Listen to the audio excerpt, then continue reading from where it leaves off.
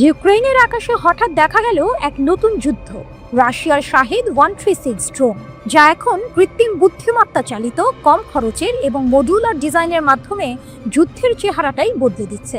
একসময় ইরান থেকে আমদানি করা এই ড্রোনগুলো এখন রাশিয়াতেই তৈরি হচ্ছে, যা মস্কো ড্রোন শিল্পের ক্ষমতাকে নতুন উচ্চতায় নিয়ে গেছে এবং বিশ্ব অস্ত্রবাজারে নতুন প্রতিদ্বন্দ্বিতার জন্ম দিয়েছে। সম্প্রতি ইউক্রেনে একটি অত্যাধুনিক শাহেদ 136 ড্রোনকে আটক করা হয়। এটি কেবল একটি সাধারণ কামিকাজে ড্রোন ছিল না, এটিতে ছিল উন্নত নেভিগেশন সিস্টেম এবং ইউক্রেনের মোবাইল নেটওয়ার্কের সাথে সংযোগের সক্ষমতা। ইউক্রেনীয় গোয়েন্দা প্রতিবেদন জানায়, এই ড্রোনগুলোতে এখন রাশিয়ার তৈরি উপাদান ব্যবহার করা হচ্ছে এবং রিয়েল টাইম ডেটা আদান প্রদানের জন্য ইউক্রেনীয় মোবাইল নেটওয়ার্ক ব্যবহার করা হচ্ছে। এটি স্পষ্ট ইঙ্গিত দেয় যে রাশিয়া এখন বিদেশি আমদানির উপর নির্ভরশীল নয়, বরং নিজস্ব শক্তিশালী ড্রোন শিল্প গড়ে তুলেছে।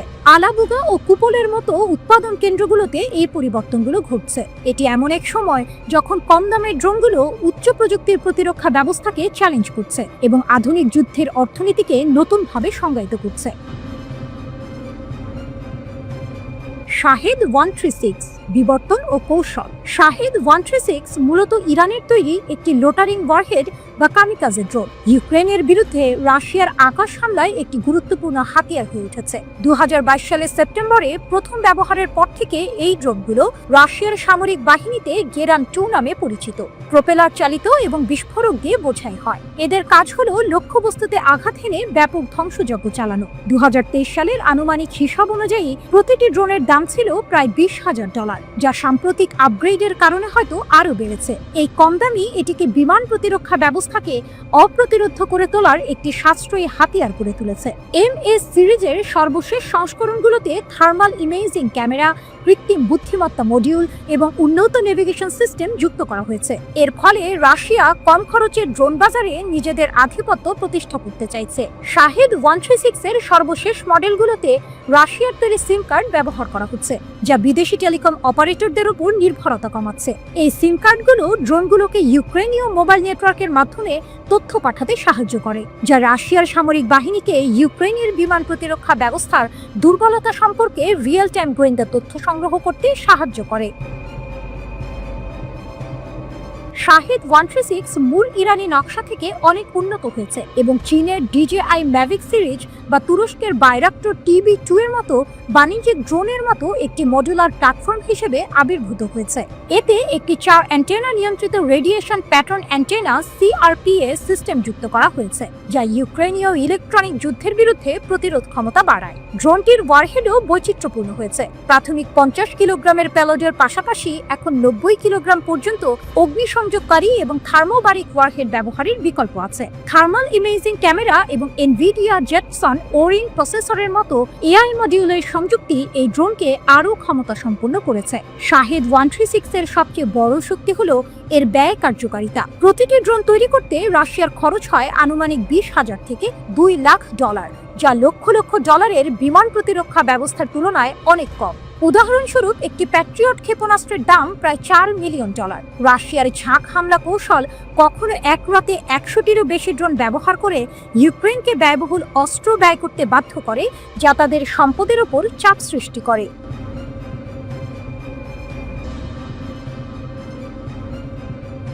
একটি জাতি জানে প্রতিটি নিঃশ্বাসের পাশে লুকিয়ে আছে ষড়যন্ত্রের ছায়া, তবু পায়ের নিচের মাটি তারা কারো দখলে যেতে দেয় না। তেহরান যেন শ্বাস নেয় আগুনে, কথা বলে বজ্রের তালে। সেখানে নেতৃত্ব মানে প্রতিজ্ঞার প্রতিচ্ছবিও, সেখানে প্রতিশোধ মানে অগ্নিকাথা। এই যুদ্ধের গল্পে গর্বে ফেটে পড়া ইসরায়েল কি নিঃশব্দ, আর যুক্তরাষ্ট্রকে দিগ্ভ্রান্ত এক সম্রাট যার কূটনীতি পথ হারিয়েছে মরুভূমির বালিতে। ইরানের শীর্ষ সামরিক কর্মকর্তারা যুক্তরাষ্ট্র এবং ইসরায়েলের বিরুদ্ধে কঠোর হুঁশিয়ারি উচ্চারণ করেছেন। তারা দাবি করেছেন ইরান সাম্প্রতিক সংঘাতে নিজেদের ইচ্ছাকে প্রতিষ্ঠিত করতে সক্ষম হয়েছে এবং ভবিষ্যতে যে কোনো আগ্রাসনের বিরুদ্ধে কঠোর প্রতিশোধ নিতে প্রস্তুত। ইরানের বিজয় দাবি এবং ইসরায়েলের ক্ষয়ক্ষতি। ইরানের সশস্ত্র বাহিনীর প্রধান major general Abdur Rahim Musavi জোর দিয়ে বলেছেন যে ইরান সর্বশেষ সংঘাতে যুক্তরাষ্ট্র এবং ইসরায়েল উভয়ের বিরুদ্ধেই বিজয়ী হয়েছে। তিনি দাবি করেছেন, ইরানের সামরিক বাহিনী শত্রুদের প্রধান সামরিক, কৌশলগত এবং গবেষণা কেন্দ্রগুলিকে টার্গেট করে তাদের ছাই করে দিয়েছে। মুসাভি অভিযোগ করেছেন, ইসরায়েল ক্ষতির চিত্র প্রকাশে কঠোর সেন্সরশিপ আরোপ করেছে, কারণ ক্ষয়ক্ষতি ছিল উল্লেখযোগ্য এবং উত্তর থেকে দক্ষিণ পর্যন্ত সমগ্র সত্তা জুড়ে বিস্তৃত। তিনি ব্যঙ্গ করে বলেছেন, শত্রুদের অত্যাধুনিক বিমান প্রতিরক্ষা ব্যবস্থা দখলকৃত অঞ্চলকে রক্ষা করতে ব্যর্থ হয়েছে এবং বসতি স্থাপনকারীদের বাংকারে যাওয়া ছাড়া আর কোনো আশ্রয়স্থল ছিল না। পারমাণবিক স্থাপনার ওপর আক্রমণের পাল্টা জবাব।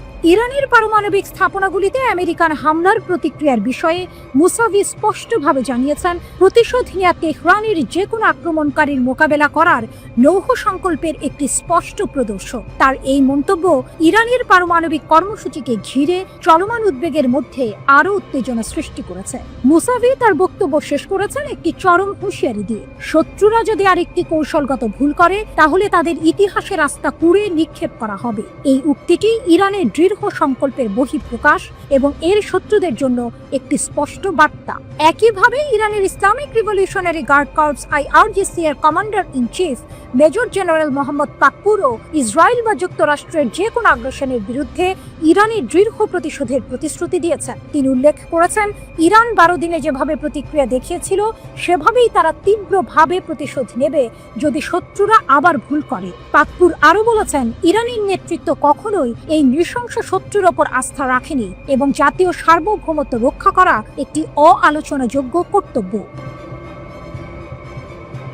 ইরানের ওপর ইসরায়েলি আগ্রাসনের প্রথম দিনে মেজর জেনারেল হোসেন সালামির মৃত্যুর পর IRGCর সাবেক স্থলবাহিনীর কমান্ডার পাকপুরকে IRGCর নতুন কমান্ডার ইন চিফ হিসেবে নিযুক্ত করা হয়। এই নেতৃত্ব পরিবর্তন সম্ভবত ইরানের সামরিক কৌশলে নতুন মাত্রা যোগ করবে। বিজ্ঞানীদের হত্যা করে জ্ঞানকে হত্যা করা যায় না, তার প্রমাণ ইরান। দেশটি নিজেদের তৈরি অত্যাধুনিক ক্ষেপণাস্ত্র দিয়ে ইসরায়েলের সামরিক গর্বের প্রতীক আকাশ প্রতিরক্ষা ব্যবস্থাকে ব্যর্থ করে দিয়েছে। টানা হামলা করে ইসরায়েলকে পুরোপুরি অসহায় ও নাজেহাল করে ছাড়ে ইরানি সামরিক বাহিনী। ইতিহাস বহুবার দেখিয়েছে, যুক্তরাষ্ট্রের মতো কিছু পশ্চিমা দেশ প্রাচ্যের দেশগুলোর সঙ্গে যুদ্ধে জড়িয়ে তাদের নীতি চাপানোর সময় গোলমাল বাঁধিয়ে ফেলে। পশ্চিমা শিবির প্রাচ্যের নিজস্ব ক্ষমতা ঠিকভাবে বুঝতে ব্যর্থ হয় বলে মনে করে ইরান। দেশটি মনে করে গত 40 বছরে তাদের সবচেয়ে বড় অর্জন হলো পূর্ণ স্বাধীনতা এবং স্বয়ংসম্পূর্ণ হয়ে ওঠা।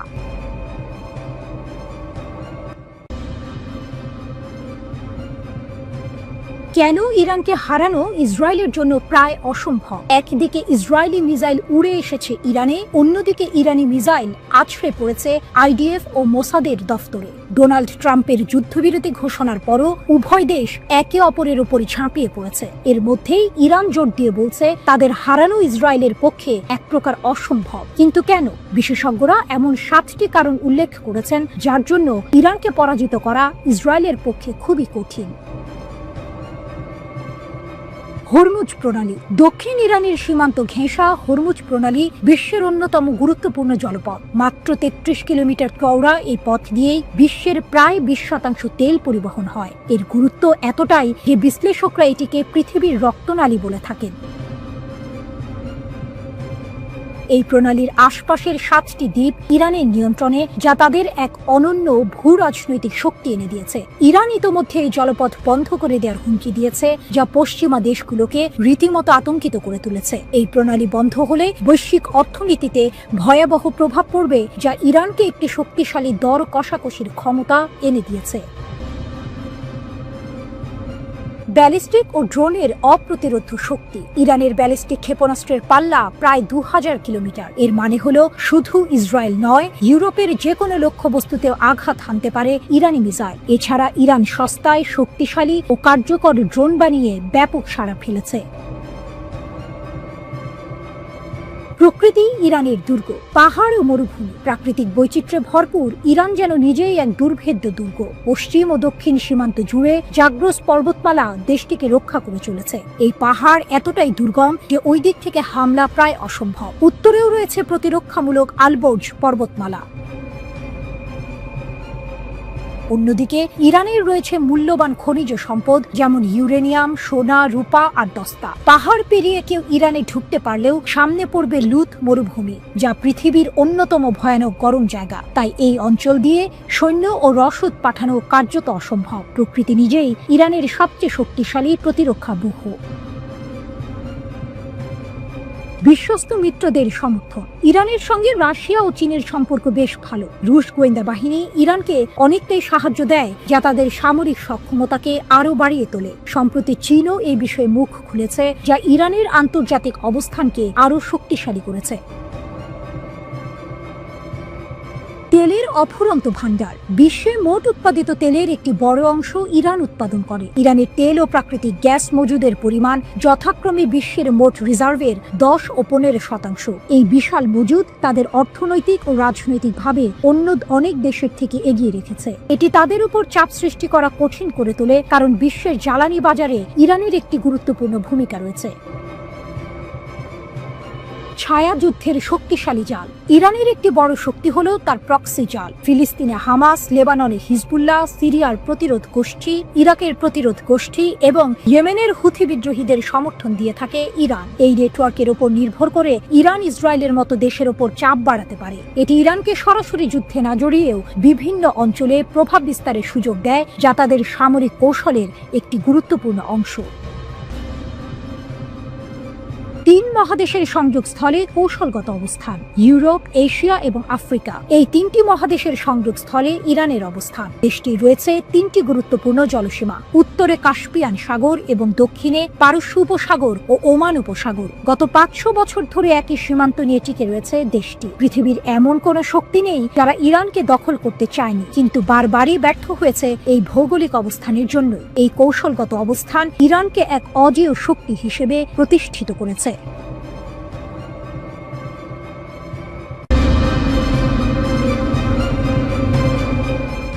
মধ্যপ্রাচ্যে চলমান ইরান ইসরায়েল সংঘাত ক্রমেই নতুন মোড় নিচ্ছে। এবার ইরানের শীর্ষ সামরিক জেনারেল সরাসরি ইসরায়েলের প্রধানমন্ত্রী বেনিয়ামিন নেতানিয়াহুকে লক্ষ্য করে হুঙ্কার দিয়েছেন। নেতানিয়াহুকে নতজানু না করা পর্যন্ত অভিযান চলবে, ইরানের শীর্ষ জেনারেলের অঙ্গীকার। 23 জুন একটি ভিডিও বিবৃতিতে ইরানের সশস্ত্র বাহিনীর প্রধান major general Abdur Rahim Musavi ঘোষণা করেছেন, ইসরায়েলি সরকারের বিরুদ্ধে তাদের পূর্ণ শক্তির সাথে প্রতিশোধমূলক অভিযান নিরবিচ্ছিন্নভাবে চলবে, যতক্ষণ না বেনিয়ামিন নেতানিয়াহু পূর্ণ অসহায় হয়ে পড়েন। এই ঘোষণা অপারেশন ট্রু প্রমিস 3 এর 21তম পর্ব শুরু হওয়ার পরপরই এসেছে, যা ইরানের দৃঢ় সংকল্পের ইঙ্গিত দেয়। মেজর জেনারেল মুসাভি স্পষ্ট জানিয়েছে যে ইসরায়েলি সরকার এবং যুক্তরাষ্ট্রের দ্বারা সংঘটিত অপরাধ উত্তরহীন থাকবে না, শত্রুপক্ষ যতই ক্ষতি করুক না কেন। তিনি বিশেষ করে ইরানের পারমাণবিক স্থাপনাগুলোর উপর আমেরিকান আগ্রাসনের কথা উল্লেখ করেছেন, যাকে তিনি আন্তর্জাতিক আইনের নির্লজ্জ লঙ্ঘন হিসেবে অভিহিত করেছেন। তার মতে এই অপরাধমূলক কাজের প্রকৃতি প্রতিক্রিয়া ছাড়া থাকবে না, ট্রাম্পের হস্তক্ষেপ এবং নেতানিয়াহুর ব্যর্থ প্রক্সি। মেজর জেনারেল মুসাভি মার্কিন প্রেসিডেন্ট ডোনাল্ড ট্রাম্পের এই যুদ্ধে অংশগ্রহণের তীব্র সমালোচনা করেছেন। তিনি ট্রাম্পের এই পদক্ষেপকে ইহুদিবাদী শাসন ব্যবস্থা, বিশেষ করে নেতানিয়াহুকে উদ্ধারের জন্য একটি মরিয়া প্রচেষ্টা হিসেবে বর্ণনা করেছেন। মুসাভির মতে নেতানিয়াহু এই অঞ্চলে আমেরিকার ব্যর্থ প্রক্সি। তিনি বলেন, ট্রাম্প পরাজয়ের ভারে নেতানিয়াহুর পতন প্রত্যক্ষ করার পর এই বেপরোয়া কাজের মাধ্যমে তাকে কৃত্রিম শ্বাস প্রশ্বাস দেওয়ার সিদ্ধান্ত নেন।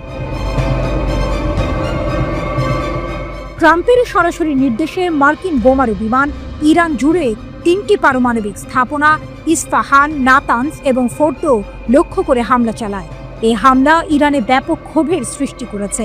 এর আগে 13 জুন থেকে ইসরায়েলি শাসন ব্যবস্থার আগ্রাসন শুরু হয়েছিল, যার প্রতিক্রিয়ায় ইরানের সশস্ত্র বাহিনী ট্রু প্রমিস 3 এর অধীনে প্রতিশোধমূলক অভিযান শুরু করে। ইরান ইসরায়েলি সরকার ও তার সামরিক অবকাঠামোর উপর প্রচণ্ড আঘাত হানে। ইরানি কর্মকর্তারা সতর্ক করে দিয়েছেন, আমেরিকান আগ্রাসন শাস্তি ছাড়াই পার পাবে না। নেতানিয়াহুকে কি সত্যিই নতজানু করা সম্ভব? ইরানের শীর্ষ জেনারেলের এই অঙ্গীকার কি কেবল কথার কথা, নাকি এর পেছনে সত্যিকারের সামরিক পরিকল্পনা আছে? নেতানিয়াহুকে পূর্ণ অসহায় না করা পর্যন্ত অভিযান চালিয়ে যাওয়ার অঙ্গীকার একদিকে যেমন ইরানের দৃঢ়তা প্রকাশ করে, অন্যদিকে তেমনি এই অঞ্চলের জন্য দীর্ঘমেয়াদী অস্থিরতার ইঙ্গিত দেয়।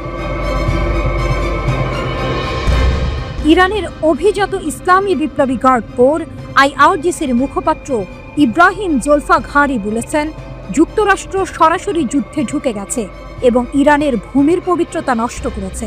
যুক্তরাষ্ট্রকে হুঁশিয়ারি দিয়ে এই মুখপাত্র আরও বলেন, এখন যুক্তরাষ্ট্রের বিরুদ্ধে শক্তিশালী আর সুনির্দিষ্ট লক্ষ্যবস্তুতে অভিযান চালানো হবে। ইব্রাহিম বলেন, যুক্তরাষ্ট্রকে জোরালো, দুঃখজনক ও অপ্রত্যাশিত পরিণতি ভোগ করতে হবে। মিস্টার ট্রাম্প, আপনি জুয়ারি, আপনি এই যুদ্ধ শুরু করতে পারেন, কিন্তু আমরাই এটি শেষ করব।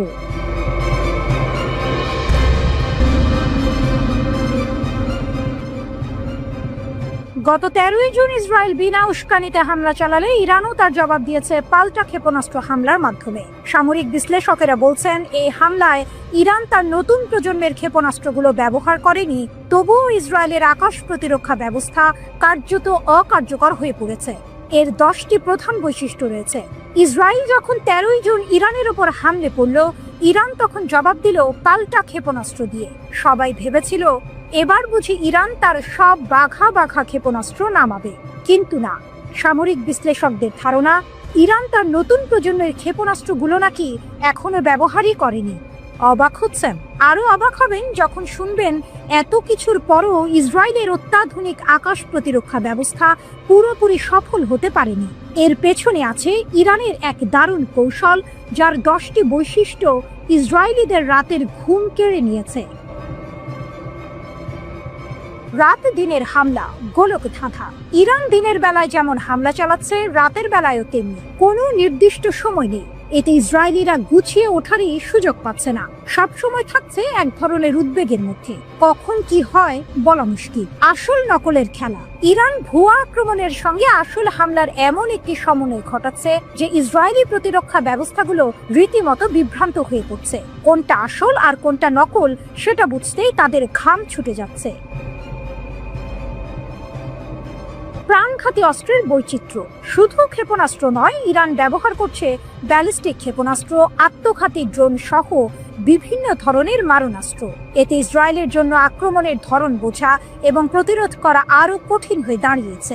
বুড়ো আঙুল দেখিয়ে লক্ষ্যে ইসরায়েলের থার্ড আয়রন ডোম ও ডেভিড স্লিং এর মতো আধুনিক প্রতিরক্ষা ব্যবস্থাগুলোকে বুড়ো আঙুল দেখিয়ে ইরানের ক্ষেপণাস্ত্রগুলো ঠিকই লক্ষ্যে আঘাত হানছে। এতে ইসরায়েল বুঝে গেছে তাদের নিরাপত্তার নিশ্চয়তা আসলে কতটা ঠুনকো। থামছে না হামলা, বদলাচ্ছে কৌশল। ইরান থেমে থেমে বিভিন্ন ধরনের আরো অপ্রত্যাশিত ক্ষেপণাস্ত্র ব্যবহার করছে, যা ইসরায়েলি প্রতিরক্ষা ব্যবস্থার জন্য এক বিশাল চ্যালেঞ্জ। তারা বুঝতেই পারছে না এরপর কি আসবে আর কোথা থেকে আসবে। লক্ষ্যবস্তুতে চমক। ইরান শুধু সামরিক ঘাঁটিতে নয়, ভিন্ন ভিন্ন লক্ষ্যবস্তুতে আঘাত হানছে, যা ইসরায়েলি সেনাবাহিনীকে বারবার বিস্মিত করছে। তাদের ধারণা ছিল ইরান শুধু নির্দিষ্ট কিছু জায়গায় হামলা চালাবে, কিন্তু ইরানের কৌশল ভিন্ন। সীমানা ছাড়িয়ে হামলা। হামলার পরিসীমা কোনো নির্দিষ্ট এলাকায় সীমাবদ্ধ নেই। ইসরায়েলের এক প্রান্ত থেকে আরেক প্রান্ত পর্যন্ত, উত্তর থেকে দক্ষিণ পর্যন্ত সব জায়গাতেই ইরান হামলা চালাচ্ছে। এতে ইসরায়েলের কোনো স্থানই আর নিরাপদ মনে হচ্ছে না। ডেটা ব্যাংকের জাদু। ইরানের হাতে রয়েছে লক্ষ্যবস্তুর একটি বিশাল ডেটা ব্যাংক। এর মাধ্যমে তারা সামরিক ঘাঁটি, তেল শোধনাগার সহ ইসরায়েলের গুরুত্বপূর্ণ অবকাঠামোতে নিখুঁতভাবে আঘাত হানতে পারছে। এটা যেন জাদুর মতো কাজ করছে। সতর্কবার্তা কিন্তু শঙ্কা।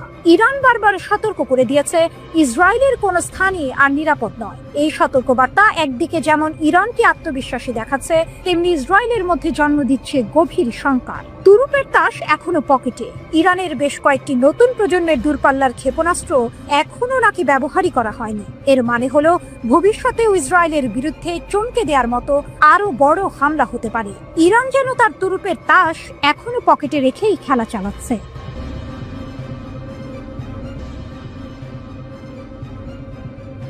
ইরানের গাইডেড মিসাইল ইসরায়েলের আয়রন ডোম ভেদ করে। ফার্স্ট নিউজ এজেন্সি অনুসারে ইসরায়েলের উপর সাম্প্রতিক আক্রমণে ইরান প্রথমবারের মতো একটি গাইডেড মিসাইল ব্যবহার করেছে। প্রতিবেদনে ক্ষেপণাস্ত্রটিকে হাজ কাসিম হিসেবে চিহ্নিত করা হয়েছে, যার নামকরণ করা হয়েছে প্রয়াত কুদস ফোর্স কমান্ডার কাসেম সোলাইমানির নামে। ফার্সের মতে হাজ কাসিম ক্ষেপণাস্ত্রের পাল্লা 1400 কিলোমিটার এবং ওজন 7 টন।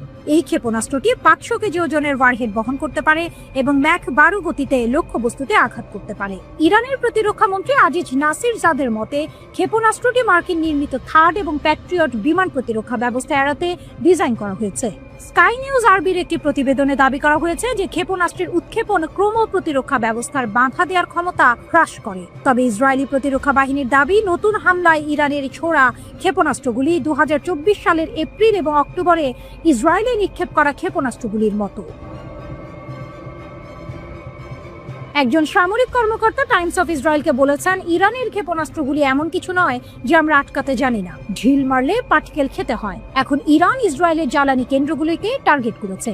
ইরানের Islamic revolutionary guard corps IRGC 15 জুন বলেছে যে তেহরান ইসরায়েলি যুদ্ধ বিমানগুলির জ্বালানি সরবরাহের জন্য ব্যবহৃত স্থানগুলিতে হামলা চালিয়েছে। যুদ্ধ বিমানের জ্বালানি উৎপাদনকারী স্থাপনা এবং ইসরায়েলি সরকারের জ্বালানি সরবরাহ কেন্দ্রগুলিকে অসংখ্য ড্রোন এবং ক্ষেপণাস্ত্র দিয়ে লক্ষ্যবস্তু করা হয়েছে, IRGC জানিয়েছে। ইরানের বিরুদ্ধে যদি আক্রমণ অব্যাহত থাকে তবে ইরানি সশস্ত্র বাহিনীর আক্রমণাত্মক অভিযান আরও তীব্র এবং আরও বিস্তৃতভাবে অব্যাহত থাকবে বলছে তেহরান।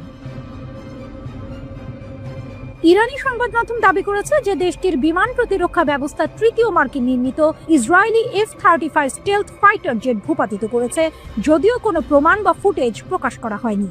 তেহরান টাইমস অনুসারে ইরানি সেনাবাহিনী জানিয়েছে অভিযানের সময় F-35 পাইলট পশ্চিম ইরানের আকাশে পালিয়ে গিয়েছিলেন এবং তাকে আটক করা হয়েছিল। এদিকে ইসরায়েলের গোয়েন্দা সংস্থা মোসাদের 2 সদস্যকে গ্রেপ্তার করার কথা জানিয়েছে ইরান। আল জাজিরা প্রতিবেদন থেকে এই তথ্য জানা গেছে। আধা সরকারি বার্তা সংস্থা তাসনিমে প্রকাশিত প্রতিবেদনে বলা হয়েছে, এই 2 ব্যক্তি আল বোর্জ প্রদেশে বিস্ফোরক এবং বৈদেশিক সরঞ্জাম বানানোর সময় ধরা পড়েছেন। ইসরায়েলের সঙ্গে দীর্ঘদিনের ছায়া যুদ্ধে লিপ্ত ইরান এর আগেও বহুবার মোসাদের সঙ্গে সংশ্লিষ্টতার অভিযোগে অনেক ব্যক্তিকে গ্রেপ্তার করেছে ও মৃত্যুদণ্ড দিয়েছে। বিশেষ করে ইরানের পরমাণু কর্মসূচি ব্যাহত করতে নাশকতা বা হত্যা চেষ্টায় জড়িত থাকার অভিযোগে তাদের শাস্তি দেওয়া হয়েছে। 13 জুন ইরানে আক্রমণ শুরু করে ইসরায়েল। ইরানের রাষ্ট্রীয় সংবাদ মাধ্যমের তথ্য অনুযায়ী হামলার ধ্বংসাত্মক জবাব দিতে সেদিন সন্ধ্যায় দূরপাল্লার শত শত ক্ষেপণাস্ত্র ছোড়ে ইরান। তেহরান দাবি করেছে তারা ইসরায়েলের সামরিক শিল্প কেন্দ্রগুলিতে হামলা চালিয়েছে, যেগুলো ক্ষেপণাস্ত্র ও অন্যান্য সামরিক সরঞ্জাম তৈরি করে। ইসরায়েলে ভেঙে পড়া ঘরবাড়ি ও বাড়িতে মানুষ আটকে পড়ায় উদ্ধারকারী দল তৎপরতা চালায়। জেরুজালেম ও তেল আবিবেও বিস্ফোরণের শব্দ শোনা যায়। পুরো ইসরায়েল জুড়ে ইরানের হামলা। ইরান নতুন ক্ষেপণাস্ত্র হামলায় তেল আবিবকে পুড়িয়ে দিয়েছে। সাইরেন ও ধ্বংস। ইসরায়েলের বিরুদ্ধে প্রথমবারের মতো হজ কাসেম ক্ষেপণাস্ত্রের খেলা দেখালো ইরান। ইরানের কাছে ইসরায়েল তৃতীয় মার্কিন নির্মিত F-35 জেট হারিয়েছে। আরেক পাইলট আটক। সংঘর্ষ। ইরানের প্রাণঘাতী ড্রোন বনাম ইসরায়েলের অ্যাপাচি আক্রমণকারী চপার। 2 চিরপ্রতিদ্বন্দ্বীর মধ্যে টানা তৃতীয় দিনে প্রবেশের সাথে সাথে ইরান 15 জুন ভোরে ইসরায়েলের নতুন করে ক্ষেপণাস্ত্র হামলা চালিয়েছে। অপারেশন ট্রু প্রমিস 3 এর একটি নতুন ঢেউ শুরু হয়। ইরানের রাষ্ট্রীয় টিভি ইসরায়েলের উপর আক্রমণ শুরুর ঘোষণা দেওয়ার সময় ইসরায়েলি আকাশ তেহরানের ক্ষেপণাস্ত্রে আলোকিত হওয়ার সরাসরি ফুটেজ সম্প্রচার করেছে। ইসরায়েল জানিয়েছে সন্ধ্যা এবং রাতের মধ্যে ইরান থেকে একাধিক লক্ষ্যবস্তুতে 2টি ক্ষেপণাস্ত্র এবং ড্রোন নিক্ষেপ করা হয়েছে। ওয়াইনেট অনুসারে লক্ষ্যবস্তুগুলির মধ্যে ছিল তামরা, বাতিয়াম এবং রেহোভোট। প্রতিটি ব্যারেজে 35 থেকে 50টি ক্ষেপণাস্ত্র বহন করার কথা রয়েছে বলে জানা গেছে। ইসরায়েলি কর্তৃপক্ষ দাবি করেছে প্রায় 100টি ক্ষেপণাস্ত্র এবং ডজন ডজন মনুষ্যবিহীন বিমান UAV প্রতিহত করা হয়েছে। জেরুজালেম এবং তেল আবিব জুড়ে বিমান হামলার সাইরেন এবং গর্জন প্রতিধ্বনিত হয়েছিল, যার ফলে আক্রমণের সময় লক্ষ লক্ষ লোক আশ্রয় কেন্দ্রে ছুটে যেতে বাধ্য হয়েছিল। ইসরায়েলি সেনাবাহিনী এক্সে লিখেছে যে কয়েক ডজন শহর এবং সম্প্রদায় জুড়ে লক্ষ লক্ষ লোক সাইরেন বাজানোর সাথে সাথে আশ্রয়ের জন্য ছুটে যাচ্ছিল। তেল আবিবের কাছে রামাত গান শহরে AFP ছবিতে ইরানের প্রথম আক্রমণের পর ধ্বংসস্তূপে ভরা ভবন, ধ্বংসপ্রাপ্ত যানবাহন এবং রাস্তাঘাট দেখা গেছে। ইরানের সরকারি আরবি সংবাদ সংস্থা রকেট ইমোজি সহ রিপোর্ট করেছে তেল আবিব জ্বলছে। ইসরায়েলি জরুরি পরিষেবা অনুসারে রাতভর ইরানি হামলায় কমপক্ষে 8 জন নিহত হয়েছে। ব্যাগেন ডেভিড আদমের একজন মুখপাত্র চ্যানেল 12-কে জানিয়েছেন, ইরানের হামলার প্রায় 200 জন আহত হয়েছেন এবং 35 জন নিখোঁজ রয়েছে। ইরানের রাষ্ট্রীয় গণমাধ্যম নতুন করে দফায় দফায় ব্যালিস্টিক ক্ষেপণাস্ত্র ইসরায়েলি ছোড়ার খবর জানিয়েছে। ইসরায়েলের প্রতিরক্ষা বাহিনী IDF জানিয়েছে, ইরানের ছোড়া ক্ষেপণাস্ত্র শনাক্ত হওয়ার পর দেশ জুড়ে বেশ কয়েকটি এলাকায় সতর্কতা সাইরেন বেজে উঠেছে। 13 জুন ইরানের বিরুদ্ধে সবচেয়ে বড় সামরিক অভিযান শুরু করে ইসরায়েল। তাদের দাবি, ইরান যাতে পারমাণবিক অস্ত্র তৈরি করতে না পারে এবং ব্যালিস্টিক ক্ষেপণাস্ত্র সক্ষমতা হারায়, সেই লক্ষ্যেই এই হামলা চালানো হয়েছে। দুই দেশের মধ্যে পাল্টাপাল্টি ক্ষেপণাস্ত্র হামলায় উভয় পক্ষেই বেসামরিক নাগরিক নিহতের ঘটনা ঘটেছে। ইরানের প্রেসিডেন্ট মাসুদ পেজেশকিয়ান বলেছেন, ইসরায়েলের হামলা চলতে থাকলে তাদেরকে আরো কঠোর জবাব দেওয়া হবে। ওদিকে ইসরায়েলি প্রধানমন্ত্রী বেনিয়ামিন নেতানিয়াহু বলেছেন, ইরানের হামলায় ইসরায়েলি নাগরিকদের মৃত্যুর জন্য তেহরানকে চরম মূল্য দিতে হবে। ইরানের রাষ্ট্রীয় সংবাদ সংস্থা IRN এর বরাত দিয়ে আল জাজিরা জানিয়েছে, তেহরানে একাধিক গাড়ি বোমার বিস্ফোরণ ঘটিয়েছে ইসরায়েলি সম্পৃক্ত নাশকতাকারীরা। এর কিছুক্ষণ পর ইসরায়েলের দিকে লক্ষ্য করে অন্তত 50টি ব্যালিস্টিক ক্ষেপণাস্ত্র নিক্ষেপ করা হয়েছে।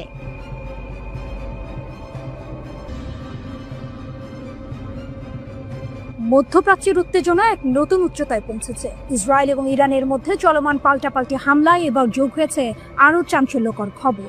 ইরান দাবি করছে, তারা ইসরায়েলের সবচেয়ে অত্যাধুনিক এবং তথাকথিত অদৃশ্য F-35 যুদ্ধ বিমান ভূপাতিত করেছে। শুধু তাই নয়, তেহরান 2 ইসরায়েলি পাইলটকে আটক করারও দাবি করছে। যদি এই দাবি সত্য হয়, তবে এটি ইসরায়েলের সামরিক সক্ষমতা এবং যুক্তরাষ্ট্রের যুদ্ধ বিমান প্রযুক্তির জন্য এক বিরাট ধাক্কা।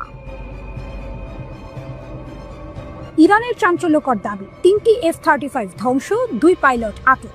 ইরানের সেনাবাহিনী এক বিবৃতিতে জানিয়েছে, তেহরান এবং তেলাবিবের মধ্যে চলমান গুলি বিনিময়ের মধ্যে তাদের বিমান প্রতিরক্ষা বাহিনী ইসরায়েলি সরকারের আরও একটি 5ম প্রজন্মের F-35 যুদ্ধ বিমান গুলি করে ভূপাতিত করেছে। ইরানের সামরিক বাহিনীর জনসংযোগ অফিস শনিবার জানিয়েছে, তাদের বিমান প্রতিরক্ষা বাহিনী দেশের পশ্চিমাঞ্চলে ইসরায়েলি সরকারের আরেকটি F-35 যুদ্ধ বিমান সফলভাবে আঘাত করে ধ্বংস করেছে। পাইলটের ভাগ্য অজানা এবং বর্তমানে তদন্তাধীন বলে জানানো হয়েছে।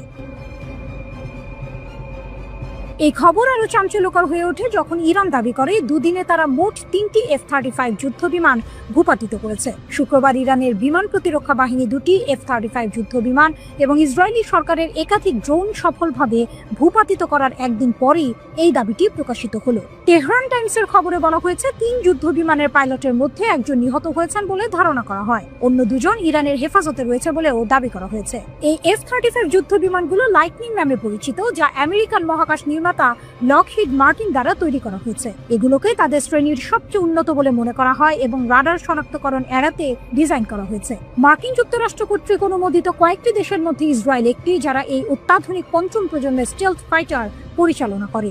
F-35 নামে ইসরায়েলের কাস্টমাইজড সংস্করণটি ইসরায়েলি দখলদার সেনাবাহিনীকে বাধা বা ট্র্যাকিং এর ঝুঁকি কম রেখে গভীর অনুপ্রবেশ মিশন পরিচালনা করতে দেয়। তাহলে কিভাবে ইরান এই বিমানগুলো ভূপাতিত করলো? এটি কি ইরানের বিমান প্রতিরক্ষা ব্যবস্থার অভাবনীয় উন্নতি প্রমাণ, নাকি F-35 প্রযুক্তির দুর্বলতা?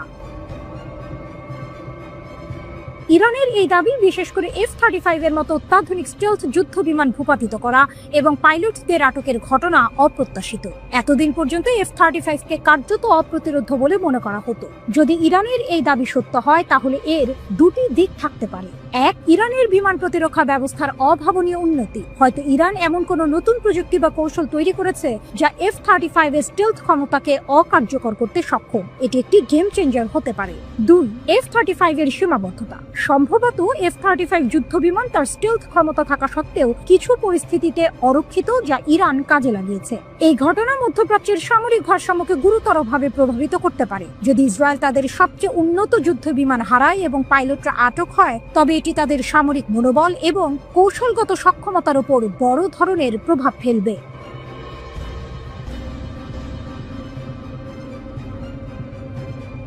মধ্যপ্রাচ্যের আকাশে এখন যুদ্ধের দামামা। একদিকে ইরান, অন্যদিকে ইসরায়েল। এমন উত্তেজনার পারদের মধ্যেই ইসরায়েলের সামরিক বাহিনী এক চাঞ্চল্যকর তথ্য স্বীকার করেছে। রিপোর্ট টাইমস অফ ইন্ডিয়ার। তারা জানিয়েছে ইরানের হামলার আগে তাদের অত্যাধুনিক সতর্কতা ব্যবস্থা সম্পূর্ণরূপে ব্যর্থ হয়েছে। এই ঘটনায় ইসরায়েলিদের মধ্যে যেমন ক্ষোভ সৃষ্টি করেছে, তেমনি আন্তর্জাতিক মহলেও প্রশ্ন উঠেছে ইসরায়েলের প্রতিরক্ষা ব্যবস্থা নিয়ে। অন্ধকারে ইসরায়েলিরা সাইরেন বাজলেও কিন্তু সতর্কবার্তা কই। ঘটনার সূত্রপাত হয় যখন মধ্য ইসরায়েলে ইরানি ক্ষেপণাস্ত্র আঘাত হানে। প্রচন্ড বিস্ফোরণে কেঁপে ওঠে তেল আবিব সহ বিস্তীর্ণ অঞ্চল। কিন্তু চমকপ্রদ ব্যাপার হলো, স্থানীয় বাসিন্দারা জানিয়েছেন বিস্ফোরণের আগে তারা কোনো ধরনের পূর্ব সতর্কতা পাননি। তাদের অভিযোগ, বিস্ফোরণের শব্দ শোনার পর কেবল বিমান হামলার সাইরেন বেজেছে, যার কোনো উপযোগিতা ছিল না। আমরা কেবল বিস্ফোরণের শব্দ শুনেছি, তারপর সাইরেন বেজেছে, বলেছিলেন এক আতঙ্কিত ইসরায়েলি নাগরিক। ইসরায়েলের প্রতিরক্ষা বাহিনী আইডিএফ এই ব্যর্থতার কথা স্বীকার করে নিয়েছে। তারা জানিয়েছে ইরানের সঙ্গে চলমান উত্তেজনার মধ্যেই এই সতর্কতা ব্যবস্থার ত্রুটি নিয়ে গভীর তদন্ত শুরু হয়েছে। এই ঘটনা শুধু একটি প্রযুক্তিগত ব্যর্থতা নয়, বরং ইসরায়েলি জনগণের নিরাপত্তার বিষয়ে বড় ধরনের উদ্বেগ জন্ম নিয়েছে।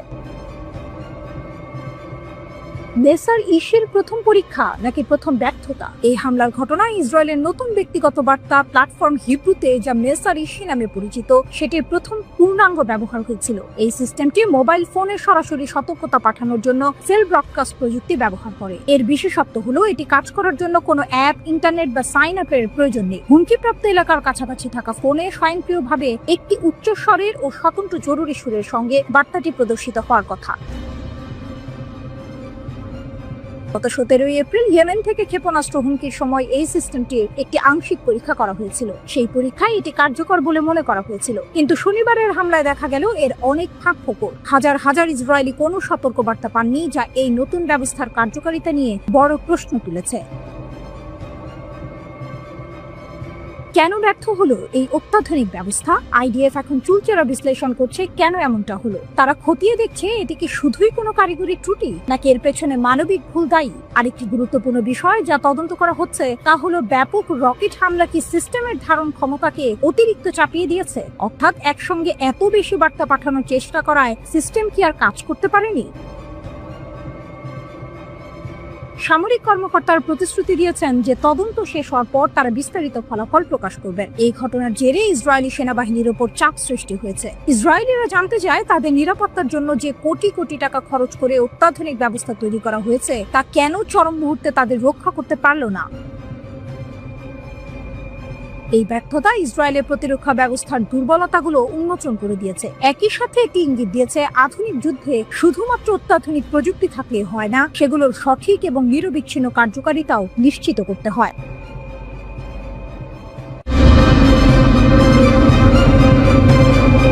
ইরানের ক্ষেপণাস্ত্রের কোপে ইসরায়েলের বৈজ্ঞানিক গর্ব ধূলিসাৎ। মোসাদের গোপন আঁতুড় ঘর কি ধ্বংসস্তূপ? তেল আবিবের দক্ষিণে অবস্থিত বিখ্যাত ওয়েজম্যান ইনস্টিটিউট অফ সায়েন্স একসময় ইসরায়েলের বৈজ্ঞানিক শক্তি ও গর্বের প্রতীক। মোসাদের সঙ্গে যাদের সম্পর্ক ছিল নিবিড়, আজ সেটি শুধুই ধোঁয়া আর ধ্বংসস্তূপের স্তূপ। ইরানের ক্ষেপণাস্ত্র হামলায় ইসরায়েলের এই ব্রেইন চাইল্ড যে ভয়াবহ আঘাত পেয়েছে, তা ইসরায়েলের সামরিক ও বৈজ্ঞানিক সক্ষমতার জন্য এক অশনি সংকেত। ইরানের ক্ষেপণাস্ত্র হামলায় ইসরায়েলের এই ব্রেইন চাইল্ড যে ভয়াবহ আঘাত পেয়েছে, তা ইসরায়েলের সামরিক ও বৈজ্ঞানিক সক্ষমতার জন্য এক অশনি সংকেত। ইসরায়েলের অমূল্য সম্পদ ছাই। রেহবট শহরের এই প্রতিষ্ঠানটি দীর্ঘদিন ধরে ইসরায়েলি সামরিক বাহিনী এবং মোসাদ গোয়েন্দা সংস্থার সঙ্গে কাঁধে কাঁধ মিলিয়ে কাজ করেছে। এলবিট সিস্টেমের মতো বিশ্বের শীর্ষস্থানীয় অস্ত্র প্রস্তুতকারকের সঙ্গে তাদের অংশীদারিত্ব ছিল চোখে পড়ার মতো। কিন্তু শনিবার ভোরের সেই হামলা যেন ইসরায়েলের সামরিক শিল্প কমপ্লেক্সের হৃৎপিণ্ডে লক্ষ্য করেই করা হয়েছিল। ইসরায়েলি গণমাধ্যমও স্বীকার করেছে এই হামলা দুর্ঘটনাজনক নয়। পদার্থবিদ্যা, জৈব প্রযুক্তি, এমনকি কৃত্রিম বুদ্ধিমত্তার মতো অত্যাধুনিক গবেষণার কেন্দ্র ছিল এটি। ইসরায়েলি বিশেষজ্ঞরা এই ধ্বংসযজ্ঞকে বিপর্যয়কর বলে অভিহিত করেছেন। পরীক্ষাগার থেকে শুরু করে সম্পূর্ণ ভবন সবই এখন ধ্বংসস্তূপে পরিণত। সংবেদনশীল যন্ত্রপাতি, বিরল জৈবিক উপকরণ এবং কয়েক দশকের অগ্রণী গবেষণা সবকিছুই চোখের পলকে শেষ। এক সময় যা ইসরায়েলের বৈজ্ঞানিক গর্বের প্রতিনিধিত্ব করত, আজ তা কেবল ছাই আর ধ্বংসাবশেষ, যা বিশেষজ্ঞদেরও হতবাক করে দিয়েছে। হামলার পরের ছবিগুলো আরও মর্মান্তিক। পুড়ে যাওয়া কাঠামো, উড়ে যাওয়া জানালা, ধসে পড়া ছাদ থেকে ঝুলন্ত তার, সবই এক ভয়াবহ চিত্র তুলে ধরেছে। বিজ্ঞানীদের আর্তনাদ, কিছুই অবশিষ্ট নেই। যখন শেল আক্রান্ত বিজ্ঞানী এবং গবেষকরা তাদের ক্ষতির কথা বলতে শুরু করেন, তখনই এই হামলার ভয়াবহতা স্পষ্ট হয়। অধ্যাপক এলদাদ জাহর তার ল্যাবের ধ্বংসের বর্ণনা দিতে গিয়ে বলেন, 15 মিনিটেরও কম সময়ের মধ্যে আমি 22 বছর ধরে আমার দ্বিতীয় বাড়ি থাকা ল্যাবটিকে আগুনে পুড়িয়ে ফেলার ছবি দেখতে পাই। 3টি সম্পূর্ণ তলা ধসে পড়েছে, কিছুই অবশিষ্ট নেই। কোনো তথ্য নেই, কোনো ছবি নেই, কোনো নেট নেই, কোনো ইতিহাস নেই। জাহর আরও বলেন, এই ক্ষতি কেবল সরঞ্জামের নয়, বরং ইসরায়েলের প্রযুক্তিগত উচ্চাকাঙ্ক্ষার সঙ্গে জড়িত একটি বৈজ্ঞানিক সংরক্ষণাগারের ধ্বংস। এটি প্রজন্মের পর প্রজন্মের গবেষকদের শ্রম আর মেধার ফসল, যা মুহূর্তের মধ্যে বিলীন হয়ে গেছে। সবচেয়ে বেশি ক্ষতিগ্রস্ত হয়েছে কম্পিউটার বিজ্ঞান বিভাগ। এখানে কৃত্রিম বুদ্ধিমত্তা চালিত চিকিৎসা গবেষণার এক বিশ্ব নেতা অধ্যাপক ইরান সেগালের ল্যাব সম্পূর্ণরূপে ধ্বংস হয়ে গেছে। তার 50 সদস্যের দল অতি ঠান্ডা ফ্রিজার থেকে হাজার হাজার গুরুত্বপূর্ণ জৈবিক নমুনা উদ্ধারের জন্য আপ্রাণ চেষ্টা করছিল, কিন্তু বন্যার কারণে বেশিরভাগই অপূরণীয়ভাবে ক্ষতিগ্রস্ত হয়েছে। লক্ষ লক্ষ মূল্যের সরঞ্জাম এখন মেরামতের অযোগ্য বলে বিবেচিত হচ্ছে। প্রাণী রসায়ন বিভাগের অধ্যাপক শ্যারিয়াল ফ্রেশম্যান বলেন, এটা কেবল ব্যয়বহুল ডিভাইস নয়, যা হারিয়ে গেছে। কয়েক দশকের সঞ্চিত দক্ষতা এবং সূক্ষ্মভাবে ক্যালিব্রেটেড বৈজ্ঞানিক ব্যবস্থা, প্রজন্মের গবেষণা অদৃশ্য হয়ে গেছে। প্রবীণ গবেষক অধ্যাপক ওরেন শুলজিনার এক ভুতুড়ে ছবি এঁকেছেন। এটা যেন আমাদের ল্যাবটি বাষ্পীভূত হয়ে গেছে। বছরের পর বছর কাজ, অনন্য DNA library, stem cell, genetically engineered মাছি প্রজাতি, সবকিছুই এক মুহূর্তের মধ্যে অদৃশ্য হয়ে গেছে। এটি ছিল আমাদের ছাত্রদের অগণিত নিদ্রাহীন রাতের ফসল।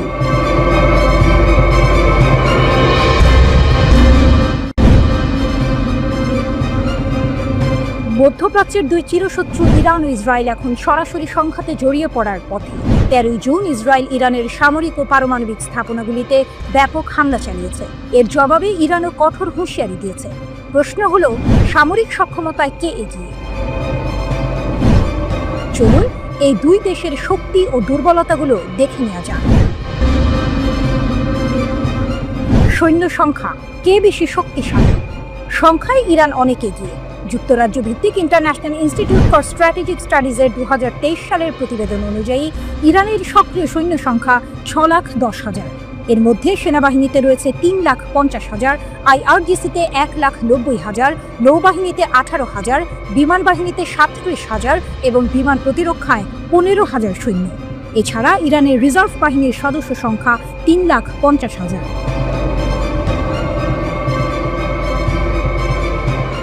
ইসরায়েলের 1,69,500 সক্রিয় সৈন্য রয়েছে।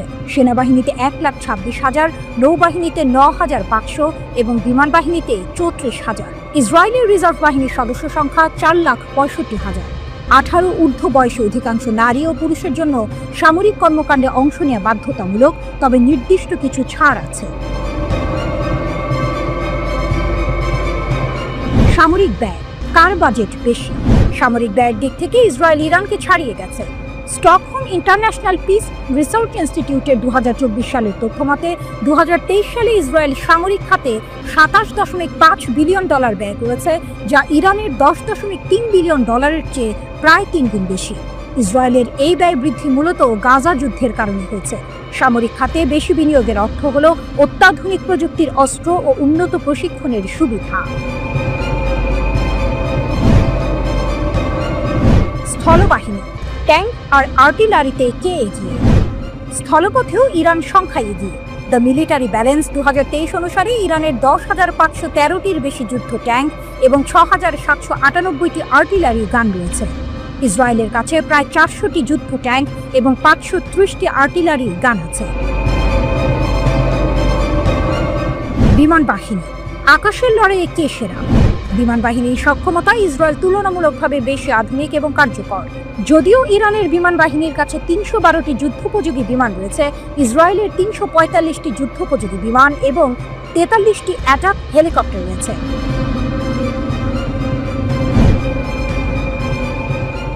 নৌবাহিনী, সমুদ্রের গভীরে কার শক্তি বেশি? নৌবাহিনীর দিক থেকে ইরানের হাতে বেশি সংখ্যক জাহাজ রয়েছে।